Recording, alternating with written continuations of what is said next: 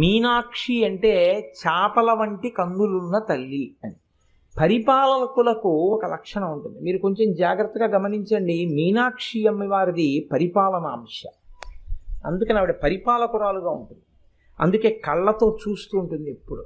Officer గారు ఇలా చూస్తున్నాడు అనుకోండి, ఆయన చూస్తాడేమో అని మేము భయపడతాం. అలా ఆవిడ తన చూపులతో లోకాన్నంతటినీ చూస్తూ ఉంటుంది, పరిపాలన చేస్తూ ఉంటుంది. పరిపాలన చేసేటటువంటి వారికి ఒక లక్షణం ఉంటుంది సాధారణంగా, తమ పట్ల అనుకూలముగా వ్యవహరించినటువంటి వారికి వారు వరములనిస్తారు, దగ్గరికి చేర్చుకుంటారు.